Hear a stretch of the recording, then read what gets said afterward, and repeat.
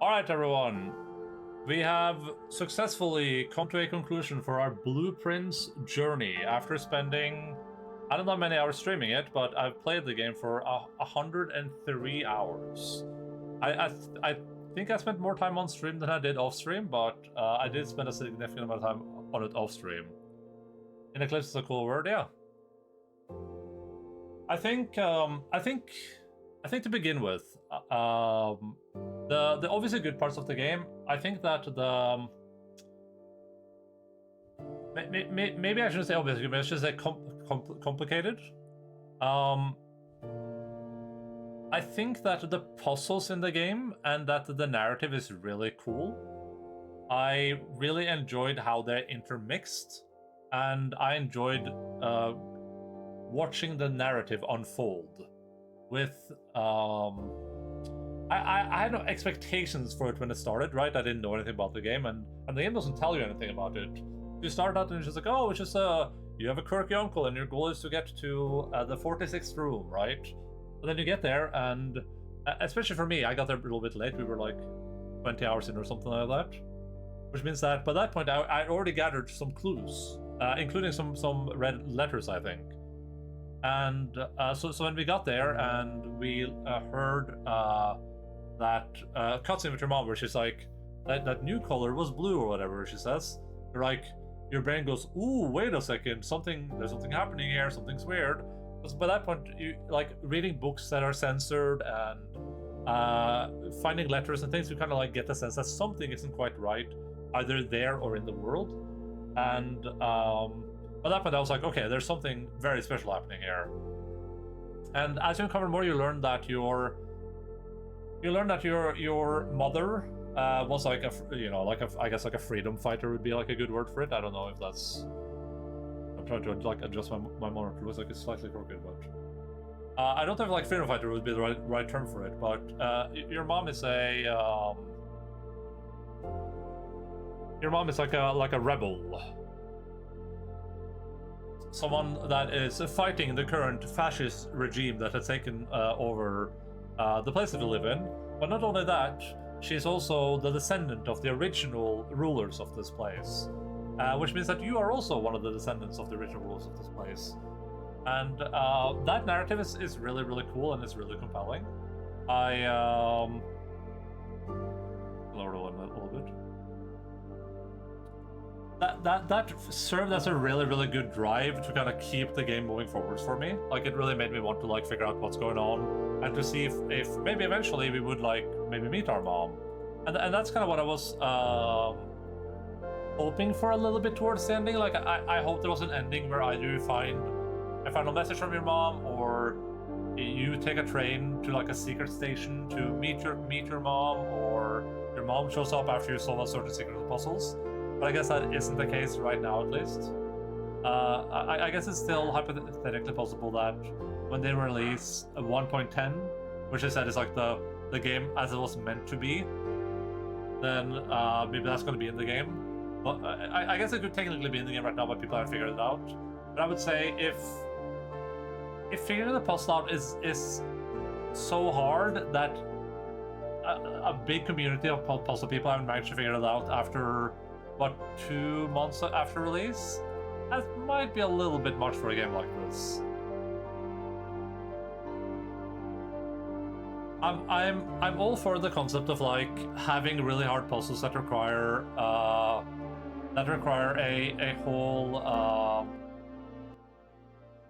whole community of people to solve. But I think what I would say might be the problem with Blueprints is that I think the narrative is very compelling, and I think it's a little bit necessary for the game to be considered to be good, but it's also very hard to get there. And that makes it feel a bit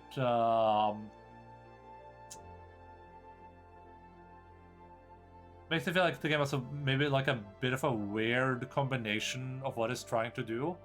Like, on one hand, you have this narrative that's important to the story of the game and kind of like the linchpin of the game, but on the other hand, you have these really complex puzzles that I managed to solve a bunch of them by myself, some of them with a little bit of chat support, and towards the end, I got some solutions served to me just because like I was kind of done with the game. But for a lot of people, that's not gonna be the case, right? And also solving puzzles by just having the answers given to you isn't necessarily the most fun. That would make me like. I would be curious to hear what like general people think of the game that haven't gotten far into the story, because at that point it probably doesn't feel super interesting, and I'd be really interested to get an idea for kind of like if that's necessary, I guess. Because it feels like the game is mixing some genres in a way that is interesting, but maybe not executed perfectly. Would maybe be where I'm at. And I guess I would also say that I think that a game like this with a narrative like this should probably be done when it releases. Like, if 1.10 is the final thing they're adding, and that adds like a concrete like this is the end of the game, I think that should probably have been in the game when it released. Would be my maybe hard to take. Because it feels like a game that's supposed to have an ending. It feels like a game that's supposed to have an official, like, all right, you've done it. Either, maybe at the end they give you a choice. They're like, hey, do you want to pursue the throne, or do you want to like live your life or whatever? Do you want to find your mom, right? Like, feels like there should be an ending to the game. That's just like, here's the ending. Like, you've solved all the puzzles that your uncle and your mom left for you. Everything has been solved. You know your family history now. You are the blueprints, right? But that's not in the game right now. In the game right now, it almost ends on like a cliffhanger, it feels like, which I don't enjoy. I think on top of that too, like the cutscenes in the game are really good, really emotional, really well made, but could maybe have done with more of them. Like the fact that when you enter the throne room for the first time, there's no cutscene, right? Or is there one for the throne room? I don't think so, right? There are multiple story moments where you just don't get cutscenes, which feels a little bit weird. Like you solve puzzles and do things that feel like they should lead to important moments, but then they don't. Like when we solved all of the sanctums, and we go upstairs, and all there is in that thing is like it's a testament and a book that has more clues in it, right? You would think at the point where Simon has gotten to room 46, he has solved all the sanctums, right? He has done all the sanctum work, meaning he has gotten all the sanctum keys. He's read all the letters, he solves the sanctum puzzle. You would think that's like a point where they would like start explaining things to you rather than just giving you more cryptic notes that don't really tell you what you're supposed to do and what's going on, right? Yeah, I think the narrative is good, but I don't know if it works with the game necessarily. I think it works with some of the puzzles, and I think the puzzles make sense for the narrative they're telling because they need to be secretive about it. They can't just have this information lying around. But also, some of the puzzles feel like if you look at that still water puzzle, like anyone could do that, right? That doesn't require like a lot of work or drafting or anything. A random detective could just show up and be like, "Oh wait, why are these pages blank? Maybe there's some invisible ink, right?" That. Yeah. From a puzzle perspective, I think most of the puzzles that I did were pretty easy to they were relatively easy to know were there and then to eventually find a solution to them for the most part. But it seems like the tier 4 stuff is pretty obtuse, which again, I guess that's okay if it's kind of supposed to be solved as a community. Though I feel like the problem with that is that like once the community is done solving that, now it's not that interesting anymore, right? Like once the community has a solution to the puzzles, your choice now is to either just follow that solution or to like I guess you can get like hints from people and stuff, but might have been fun to solve collectively, but I don't know if I feel like that's like again maybe too difficult. Like first of all, I don't know if it makes sense as a difficult for Simon, the like 13-year-old. And secondly, I don't know if it makes sense from like the, people want the narrative of the game. I just want the narrative of the game, but now I have to sit through like like I have to solve like super advanced ciphers and codes, and I have to like know that I have to go get key 8 and go to the vault. You know, there's a lot of like, well, and draft like the secret passage outside with the still water. Like that's a lot of like very specific requirements that I wouldn't say would naturally fall for a lot of people. This is like stuff that like when you have 600 hours in the game and you've tried everything and you've written out everything and you have like videos and pictures of every room and you're just sitting there like Charlie from Always Sunny, right? Alpha, skip up. 1, 2, 1, 2, 3, 4. And I think with that, we can move on to like what I would say is probably the biggest detriment that the game has by far, which is interesting because it might be the most interesting part of the game, but also the worst part of the game. The room drafting, the card mechanic of the game, the hidden card mechanics. I think that when you start out in this game, the drafting is really, really interesting and it's very, very fun.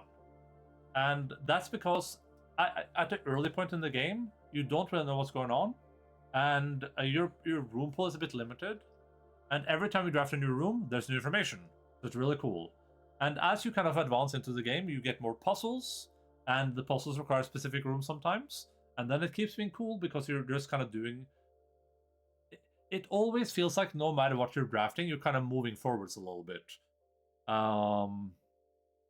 And that keeps being fun for pretty long while, I would say. But then as you get further into the game and the number of puzzles narrow in, and the required rooms for those puzzles narrow in together, then it starts becoming very, very, very tedious. To the point of like being exhaustively boring. But it's like, I need to draft this specific room in this specific place for this specific puzzle, and I'm just not doing it. And part of the problem is... I would say there are a multitude of problems with the mechanics of the game. From the drafting perspective, the problem is that your drafting pool cannot be manipulated in interesting ways and effective ways. Meaning that you have the ability to put new rooms into your pool, and you can mirror rooms, which I did. I mirrored a storeroom because I was like, oh, this is cool. Like, I get another key, I get another, I get some coins, I get another gem. But in hindsight, that was a stupid idea, because a storeroom is also a dead end. And dead ends are generally speaking bad, right? Unless they have a huge reward in them, right? Like the locksmith is a dead end, and the laundry is a dead end. But in the laundry, I can get 600 keys, right? That's a good dead end. Getting 10 coins, 1 gem, 1 key for a dead end, not worth it. That's bad. But the second I drafted that, the second I chose as 2 storerooms, that's permanent. I can't undo that, which is really, really bad. The same comes with the fact that you can upgrade your rooms, right? You can use blueprints to upgrade rooms. That's a cool mechanic, but ultimately, once you choose to upgrade a room, that's it, I think.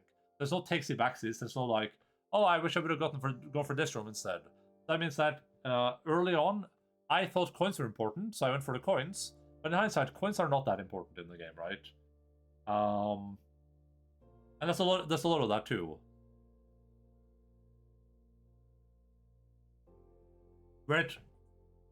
Where you kind of make choices without really knowing what you are choosing, right? Like, you get an upgrade disc, you put it in, you're like, oh, cool, now I can make this room, that room. And then later on, you're like, oh, that was a stupid idea. And hey, nothing you can do about it. You messed up. Sucks to be you. But yeah, so that's upgrading. You have a mechanic that when you draft the armory, you can buy an axe 3 times. I got that spoiled. That is 3 times. You can buy an axe 3 times to remove the gem cost from 3 rooms. A lot of people didn't know that when they started using the axe. So they removed gem cost from really bad rooms, which means that their runs were essentially bricked compared to my run, right? The first room I did was trophy room. Great. Now the trophy room doesn't cost anything, and it gives you 8 gems. Super good. And because I got it spoiled after that, I did the cloister, because that's like each one to draw, and I did attic. So now I had 3 pretty good rooms that didn't cost anything, right? But some people did like, oh, they did security and boiler room, and you know, and that's a sucky mechanic to me. The fact that the axe doesn't tell you that it's limited use so you can just waste it and make your run really, really hard compared to other people. That's pretty bad, I think. And then the third way to manipulate the pool, well, there's an item. There's the repellent. And the repellent lets you, if you're in a room, you can use the repellent to remove that room from the draft pool for 7 days. But that's bad. That's bad for two reasons. One, you don't always know what rooms you need for specific puzzles, right? So I could remove the lost and found from my draft pool for 7 days, and then it's like, oh, hey, you need lost and found for this puzzle, so I'm just spam waiting.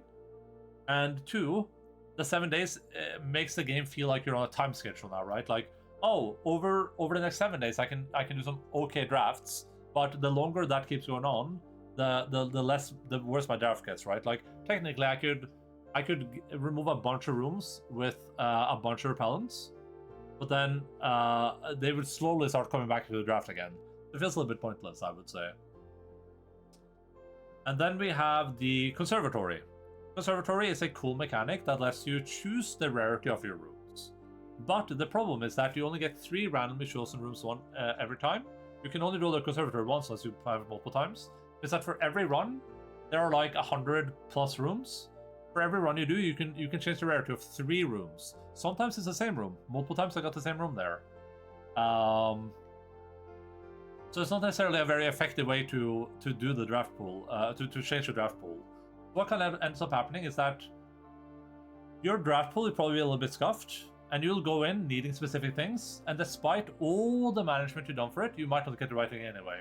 Like, a common problem I was running into was that I made all the rooms I care about, like the trophy room, the throne room, I made them commonplace, meaning they should be the most common rooms in my draft pool, and I just wouldn't draft them. I would have 46 rooms, I would do 50 rerolls, I would not draft my common room. That is a bad design, right? Like, at that point, what's the point anymore? I have removed as many rooms as possible from the draft pool, I have made the rooms as common as they possibly can be, and I just can't draft them. That is just incredibly frustrating, and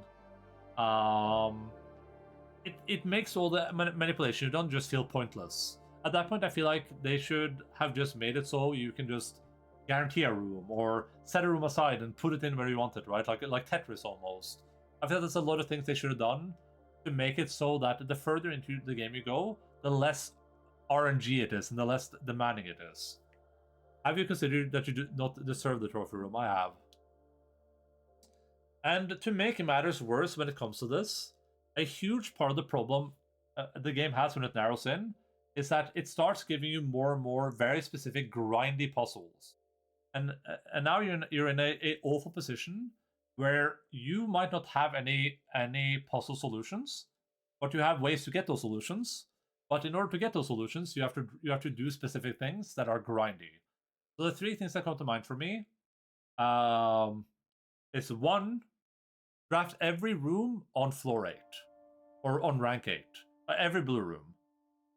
So I spent probably 4, 5, 6, 7, 8, 9, 10 hours playing the game by myself off stream, drafting every blue room on rank 8. That required a bunch of work, a bunch of RNG manipulation, and I didn't even get some of them. I just googled them because I couldn't be arsed.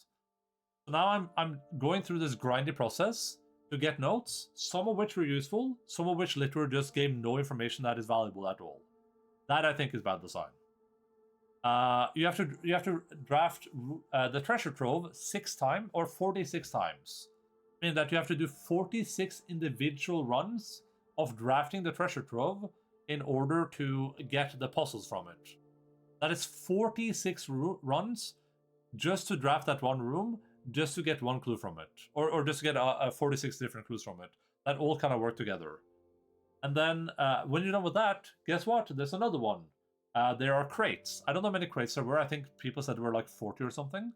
But you need to draft a computer room, get to the laboratory, then you have to randomly draft the ability to remove crates, and you have to do that enough times that you can remove all the crates in the tunnel downstairs.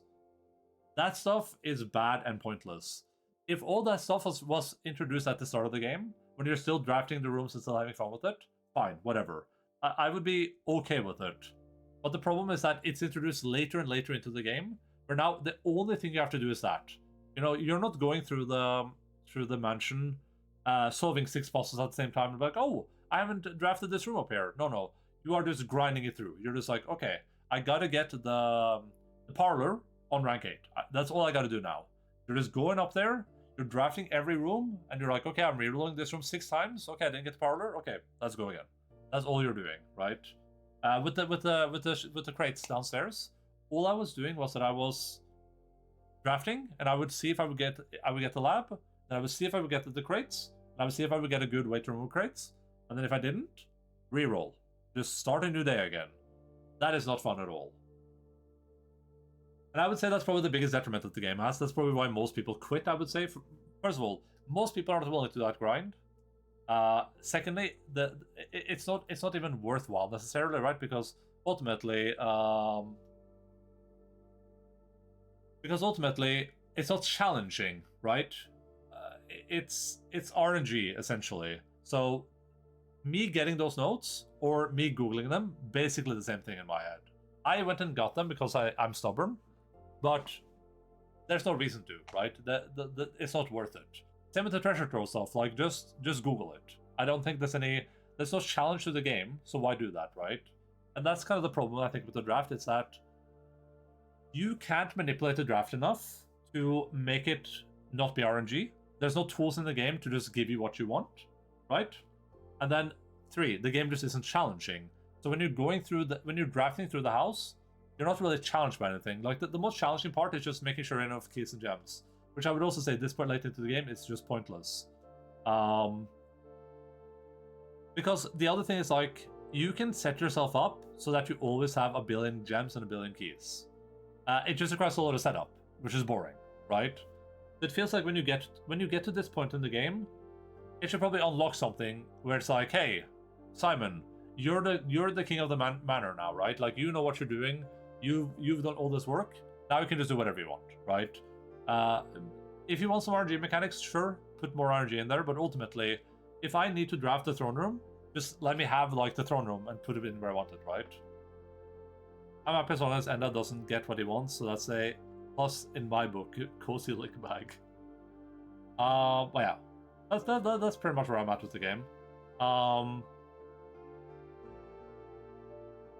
I think that the game does a good job of mingling different genres that haven't been mingled before, right?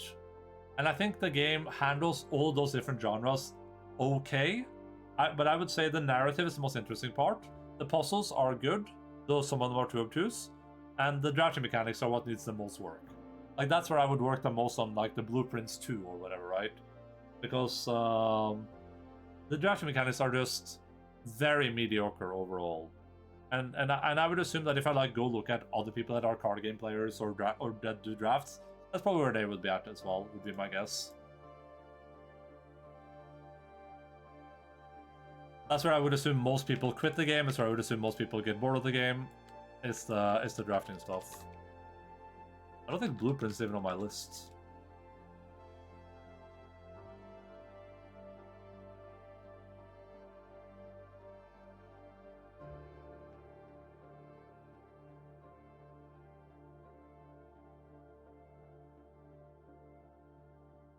Some say that it loops forever, this road that I lose you on every time.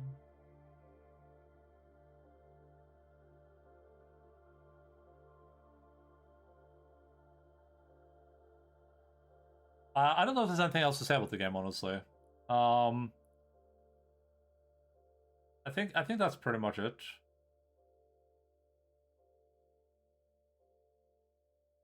I think it needs to be like, I think it needs to be stated again that the puzzles in the game are really, really fun when you get them, and they're really interesting to solve, and they are intriguing. And the narrative of the game is really, really good. Like, I almost wish they would have focused more on the narrative than they did all this other stuff, and I feel like maybe the game would have been better for it. Oh, huge negative to the game. I would say this is maybe like the biggest detriment by that isn't the drafting. I would say one of the biggest problems this game has by far It's the fact that it requires so much note-taking, right? If you want any chance at solving puzzles in this game, you either need what I had, which is this giant Photoshop document with millions of pictures in it and notes and things that you've scribbled and ideas that you've had and every book you found everywhere in the entire game. You know, like either you need all of this stuff, or you need a notepad thing, or you need like a notes in front of you, like physical notes, to keep track of everything. Because otherwise you won't be able to play the game, right? Like, you need to know that these two form a letter. You need to know what they are. You need to know where they are in the manner. You need to remember where these letters are, like this one, right? You need to write this down. Otherwise, if you were like, what did I think in the throne room say? You'd have to draft your way back up here, get to the blue throne room here, and then look at it again, right? Which are arguably just incredibly awful.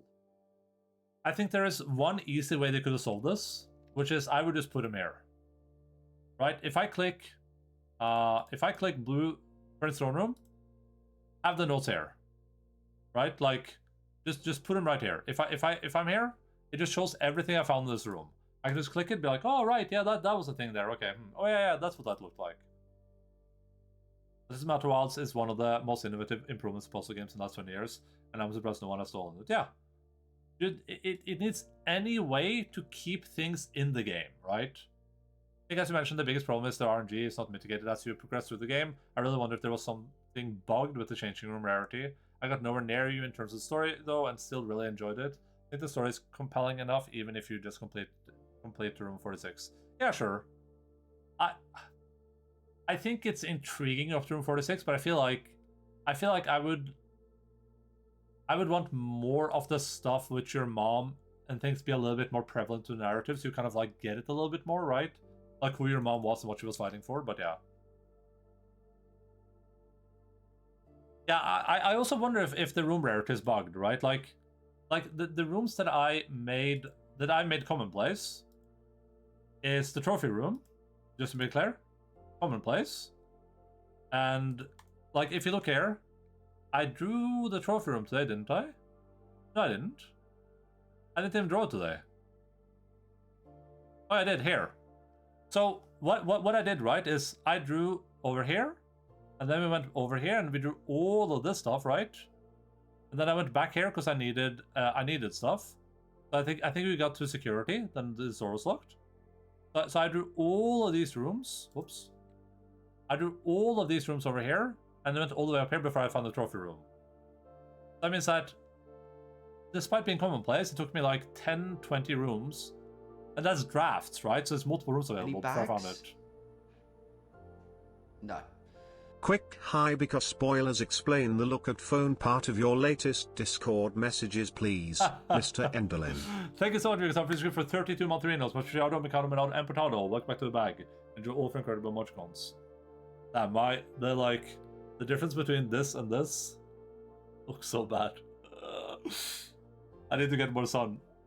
The look at the phone thing is the meme is that when Pirate Software, who's a pretty well-known streamer, when he played some puzzle games, he was stuck in the games, then he looked at his phone, then he went, wait a moment, and pretended to solve the puzzle. So the joke is that when he solved puzzles, he looked at his phone and he was like, oh, I didn't look at my phone and get the solution, but he somehow just got it right after he looked at his phone. So it's a cheating meme, I guess. Like he was like stuck in like an outer wilds. He was stuck, and he was sitting here like, oh, and then he put his phone down. And he was like, wait a second. And then he solved the puzzle, and then later someone was like, did you look that up on your phone? He was like, no, I was just playing Monster Hunter or something. That was like his excuse. He was like, no, on my phone, no, I was playing Monster Hunter. Like, okay, sure thing. But yeah, that's the meme. But yeah, big spoilers because we're at the end of the game. I think learning about the backstory is what actually makes the story interesting. Like when I first saw someone get room 46, I thought, that's cool. A big nothing burger story-wise, but the presentation and atmosphere is great. When we started learning about the realms and backstory of the mom, then the story became great as well. Yeah, I agree. Not sus at all, yeah. And yeah, Deb, I completely agree. I think the biggest problem is the lack of RNG mitigation. I think there should be. I think there. Here would be my ideas.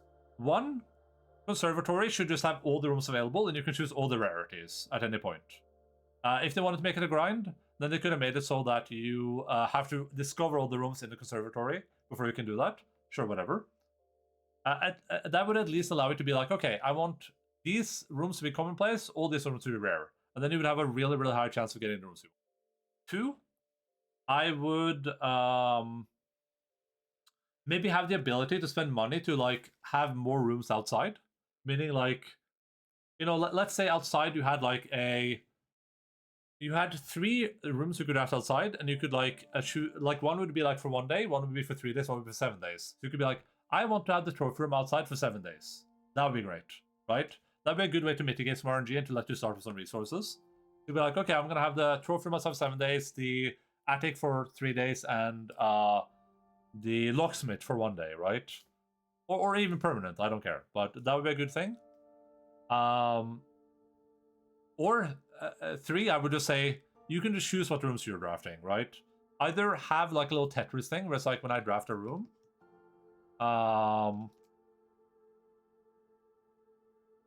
either have like a little Tetris thing down here, where it's like, you can hold 3 rooms every day, right? So I'm like, ooh, I really need the Lost and Found. I need this. I can just put it down here, and then at any point in the game during my draft, I can choose when to draft it, right? I can be like, oh, nice. I need the Lost and Found, and I need it right here. So I already found it. Now I can just put it there. And I think another really, really big thing I would have done, which I feel like they should have done with this game. Another really, really big thing that I think they should have done is either let you upgrade the code check-in, or just let you have as many items as you want in it. I would go for an upgrade where it's like you can upgrade it to have like 4, 5, 6 items in it or something like that. But maybe you can only withdraw 1 per day or 2 per day or something. But I think that would have been a really, really good way to stop a lot of the item RNG, because that's also frustrating, right? It's like when we got to the secret tunnel below, and it's like, oh, you gotta smash the wall down, and then you gotta light the fuses, right? That's so boring, because now it's like, oh, okay, let me just draft rooms. Oh, I finally got the rooms that I needed. Oh, I have the workshop. Let me get all the items together. Let me go smash one thing. Okay, let me go find the magnifying glass, and that's boring to me. I think they should have let you upgrade the walk-in closet so you can have more items in it, or just let you just store as many items as you want. Since we watched the Room 46 cutscene amazing as well, the first time I was like, oh, Simon was scared, but now he had fun solving puzzles and became more confident. Neat, I guess. After learning about the backstory, it's like, oh no, Simon lost his future and had to grow up in a fascist country while his mother had to fight and sacrifice everything to try and make the future for her son. That's so sad, yeah. Yeah, that's what makes it so emotional and so great to me. Because even reading the blueprints, right, or the red prints right now, but reading the blueprints, it's very emotionally engaging. Because the narrative goes from being this very simple story about a boy who inherited a manor to the story of a mom who sacrificed everything, even her relationship with her son, her family, to take back part of her inheritance, and to set her son on a path to perhaps follow in her footsteps, and to take back what was theirs, and to stop this fascist government that has not only erased history, but erased their history, right, and their family. At least if you grind it to get some money, use the money to make things easier rather than lose it. Oh! Thank you, Deb. Another huge mechanic problem this game has is the macroing in the game. The macroing in this game is abysmal, and it should not be like this. And that is a problem that the developers have, which they need to fix either in a patch or in the future games. Macroing in games like this is cool when it's either limited or it's easy, right? Either they should have said you can have 50 allowance and that's it. Or there should be no limit to it, but it should be easy to do. The problem this game has is that all the macroing is boring, but it makes the game easier. But then you have to do the boring things to make the game easier, which is not fun, right?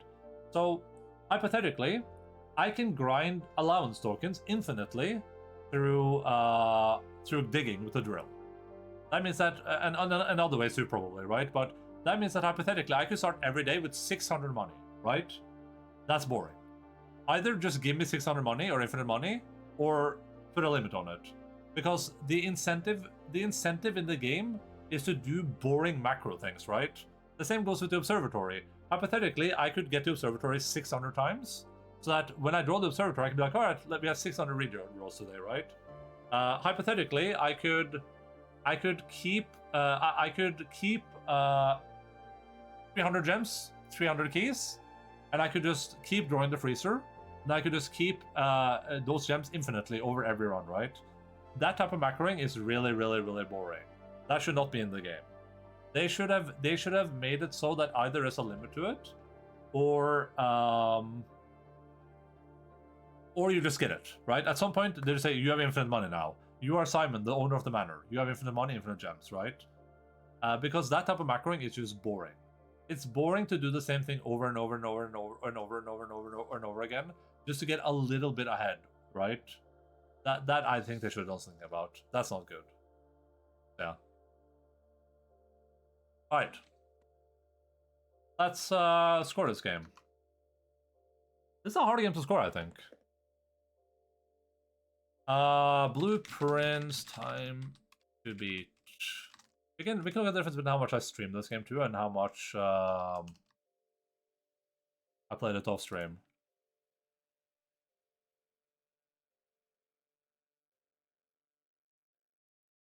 Oh, open critic groups. So the game is 17 hours main story, 91 hours completionist. I think it would take me longer than that, but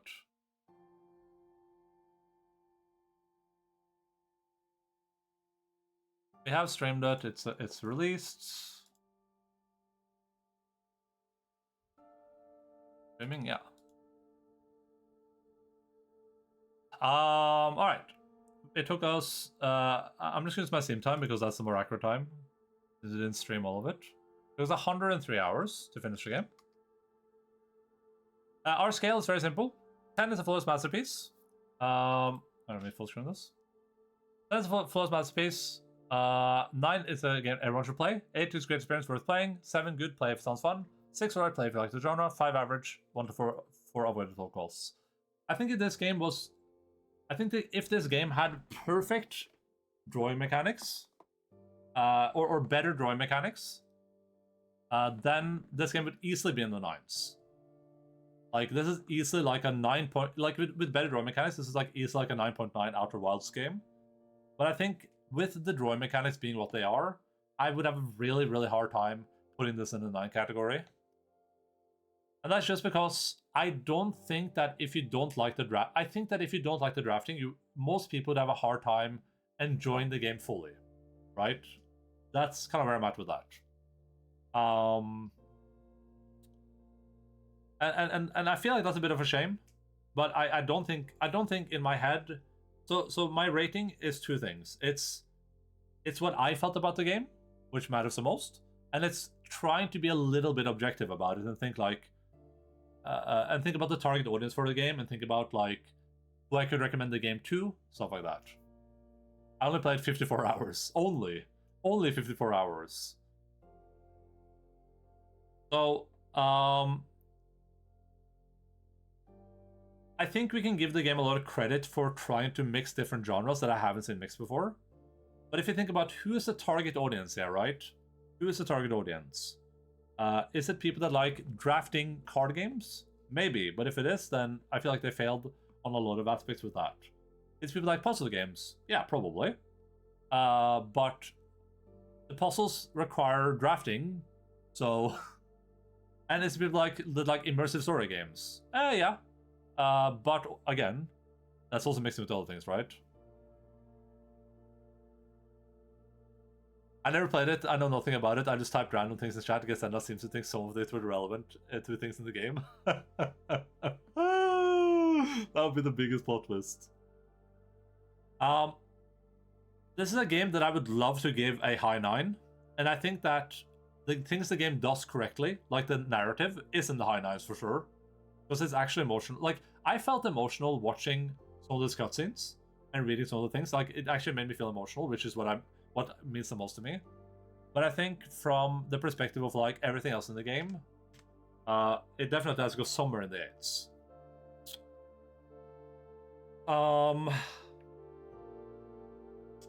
I really, really think that the drafting mechanics in the game are super detrimental to it. And I don't think they're detrimental because the drafting is bad, or because drafting is a bad mechanic. I think it's detrimental because the way the drafting is designed is bad. It makes me wonder and feel like two things. One, did I miss something? Is there something about the drafting I don't understand? Right? And two,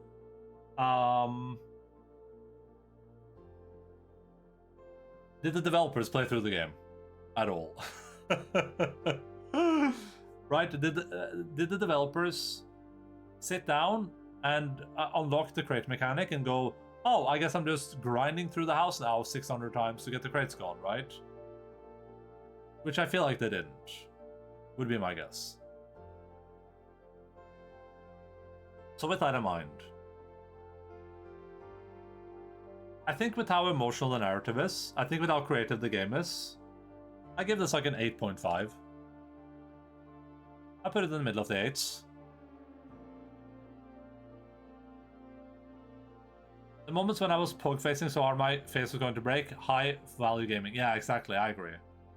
I think that the game being in the middle of the 8s on my scale is really good. It means it's really good, but it's also like a good representation of like what are the problems the game has and what are the benefits of the game, right?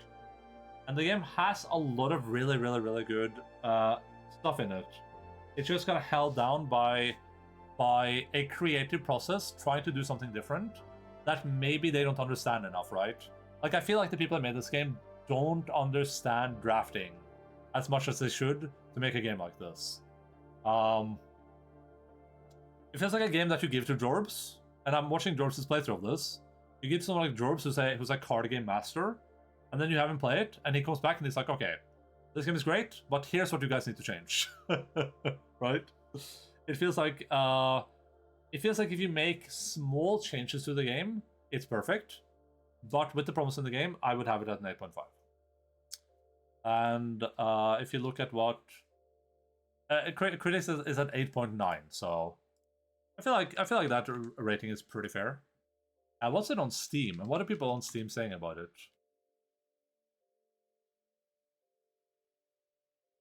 Oh, very positive. Oh, I thought this would be overwhelmingly positive. This actually makes me feel way more confident about my rating. This actually makes me feel way more confident about. I might even rate it a bit high.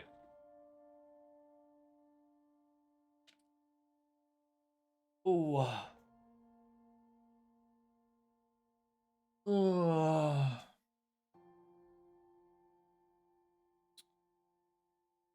I'm mostly interested in the negative reviews because I feel like the positives are just gonna generally say what I've already said. I love puzzles, escape rooms, a great story, beautiful architecture, but I hate this game with a passion. I only played for a few hours, but honestly, that's more than enough. Round and round you go, and the dullest carousel ever, trying to get to good RNG that leads to more RNG. It feels like chores dressed up in mystery, and it's just not doing it for me. There's nothing satisfying, no sense of accomplishment upon ending the day.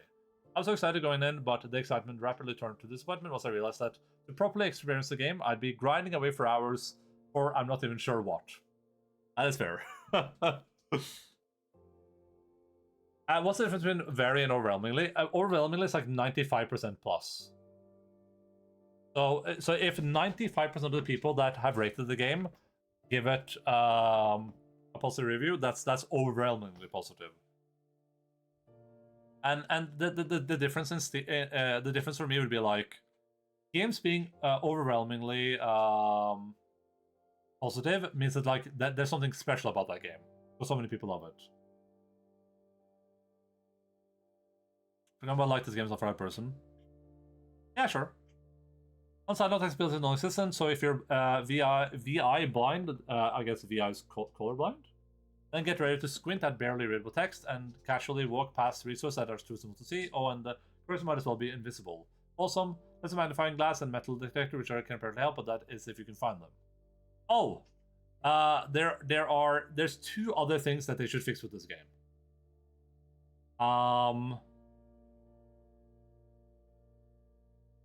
I forgot one, but oh, here are the two things I think they should fix or have a setting for. One, I think that the items should be in one location in the rooms. I did not like the idea of being like, here, let's go into the game again. It's like, all right, guys, I'm basically stuck unless I get a key now. Let's draft the parlor. Draft the parlor? All right, let me see if there's a key anywhere here. Oh, is there a key? A key on the floor? Oh, no, doesn't look like it. Okay, we're stuck, guys. Let's go look through the music room. Is there a key on the floor? Anything? No? Okay, well, let's look through the kennel. Maybe there's a key in the dog bowl. No, there's no key there. Key. Like, this is boring. That is bad design, right? The puzzle in this game isn't looking for random ass garbage on the ground. The puzzle in the game is solving the rooms and doing things, right? If there's going to be an item in the kennel, put it here. Just put it on the table. If there's an item in this room, just have it on the chair. It's just here every time, right? I should not have to look through the room to figure out where things are. That is actually boring. Especially for rooms like the chapel, where things spawn like between the aisles and stuff. That is actually bad design, right? I know a key can spawn here, and like money can spawn here, and something can spawn here, but it's like, no one's going to remember that over time, and that's frustrating, right? And part of that frustration, which I think is mimicked by that person's review, is that like, you're not just drafting rooms in this game in specific orders, right? Like, your goal isn't just to draft rooms that let you go upwards. You have to draft rooms that give you resources to continue, right?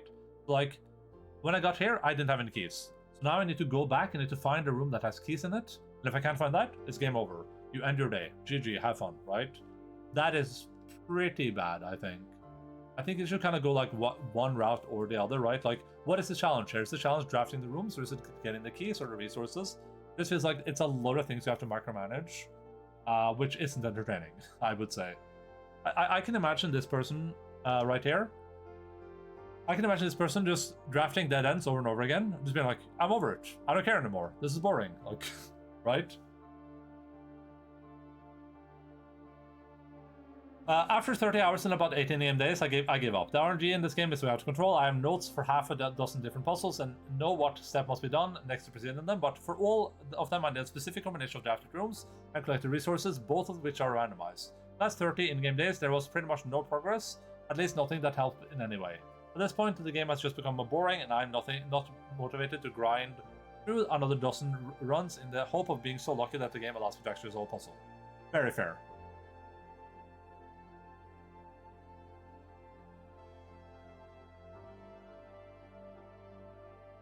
To be fair, the game is not that RNG, but you have to understand how to manipulate RNG, right?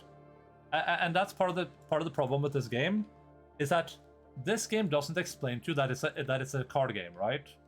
So what that means is that what a lot of people probably don't understand is how the pool works. And I think it's explained vaguely in some of the drafting manuals, sure, but like, for some of these rooms, they can only be drafted in specific places. The garage can't be down here, right? So if I'm looking for the garage, it can't be here. But that also means that that's one less room you can draft in this corner, right? If I can't draft the garage there, that means that there's one less room. But also, stuff like the east wing hole can only be there. It means that if I'm looking to draft something good, maybe I do it in one of the central locations.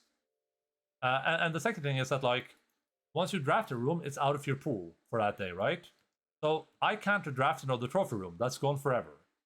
Your strategy for drafting, doing a good draft, is to draft all the things you don't want, while simultaneously making sure you get the resources you're after, right? Like, I have to draft the trophy room because I need gems. I gotta draft the locksmith for keys.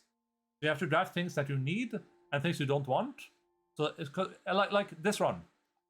This is a good example, actually. In this run, I wanted to see if there was a note in the blueprints room, right? So what I did was I drafted a bunch of rooms that I don't want up here, and eventually I got to the blue throne room. I had the star power to reroll rooms. I used it 15 times. If I hadn't gotten the room here, what I would have done is I would have drafted rooms here, all the way around here. I would have drafted all this stuff into random rooms. I would have come back up here, and I would have rerolled the room over and over and over again until I got what I was looking for. With the goal being to remove as many rooms from the pool as possible, so that when you're doing rerolls and redrafting, there's a bigger chance that you get the one room that you're looking for, right? But that's not necessarily intuitive to people, and it's not necessarily explained, and it's not necessarily fun either, right? The idea that you're, alright guys, I didn't draft the blueprints room here. Let me run all the way back down here to start drafting rooms here, so I can eventually go back up here, and hopefully, when I exit through... I lost the Royal Scepter, GG. Hopefully, when I go here, one of these rooms is what I'm looking for, right? That is not fun.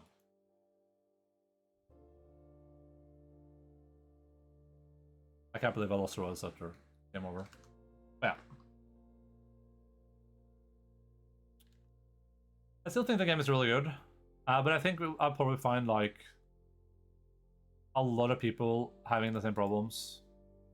I wonder what like the longest negative review we can find is. Like if you look at like over 100 hours.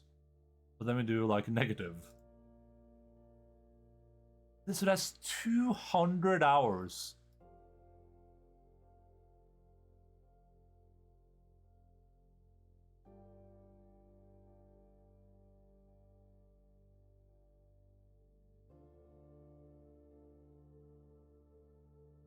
Oh, I forgot the other thing. The game either needs a setting for, or it should do this by itself. Maybe I get lucky.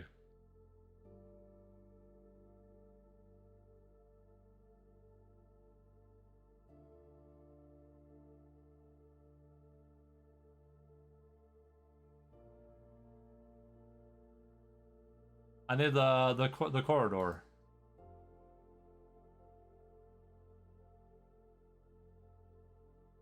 Well, whatever. Do I have the sledgehammer?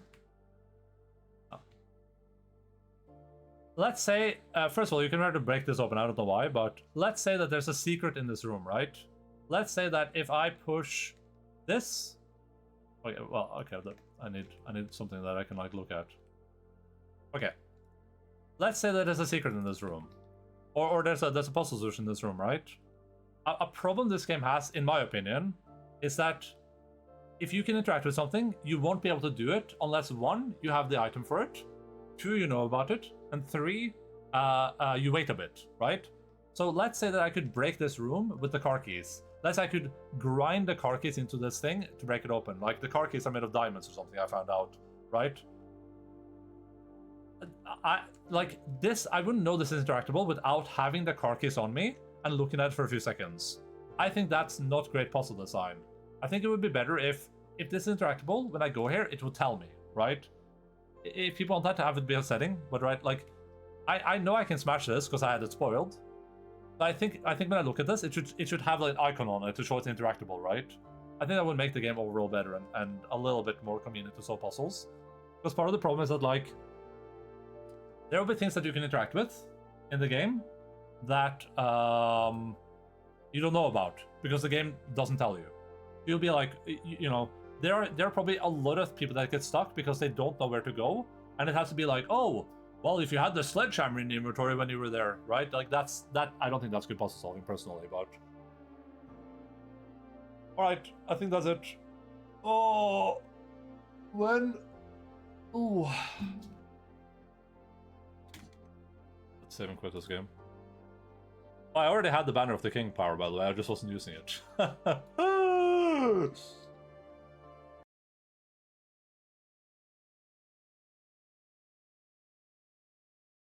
That's it for Blueprints.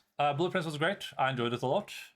It has a bunch of problems in it, but I always make the problems a bigger part of my thoughts than everything else. And that's ultimately just because that's what I feel most comfortable talking about, right? Like when I talk about how emotional the game was, that's all I can say. The game was very emotional, it was very engaging, right? But when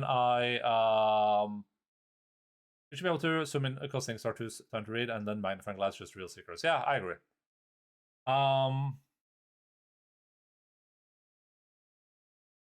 You know, I don't think it can be understated when I say the game was really, really emotionally engaging and really great, right?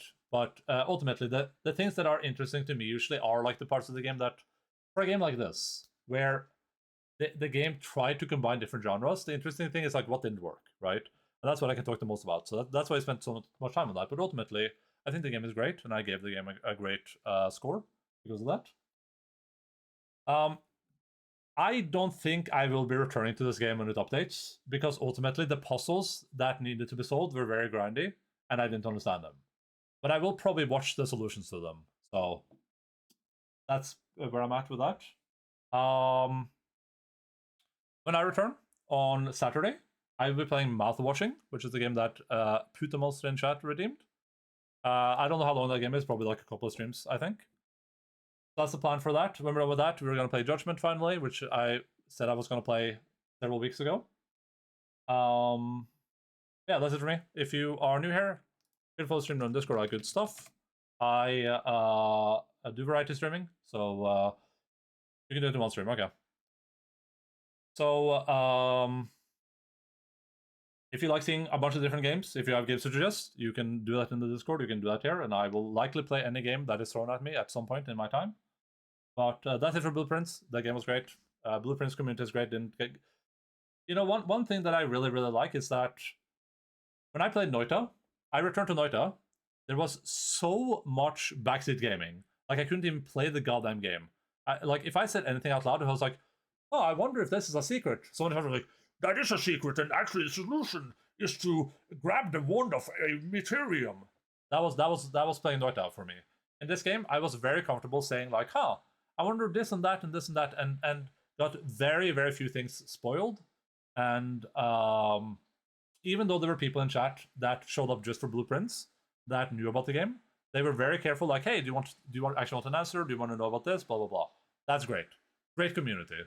That shows that the community in this game is more interested in people solving the puzzles themselves and engaged with the game than they are just telling people answers, right? And there are people getting frustrated. That's cool. You know, I saw people like doing this, which is fine. Yeah, that was great. So super good community. Thank you, Deb, for redeeming it. I'm glad you did. This was a super enjoyable experience, and I would not have gotten to play it this year probably if you didn't redeem it. So yeah, that's pretty much where I'm at. I'll be back on Saturday at regular time. 12:00 no time, 10 p.m. GMT +2. Schedule on there in local time zones. Playing Mouthwashing, a game redeemed by Putamonster. We're done with that unless someone happens to redeem something. Like Dwali said, he might redeem Breath of the Righteous. We'll be playing Judgment on Sunday, probably, it sounds like. So if you're into the Yakuza games, then you have that going for you. I guess we'll head over to Pistol Shrimp. I love you all. Appreciate you all. Keep fighting fast. Oh, I need to do that after we do this.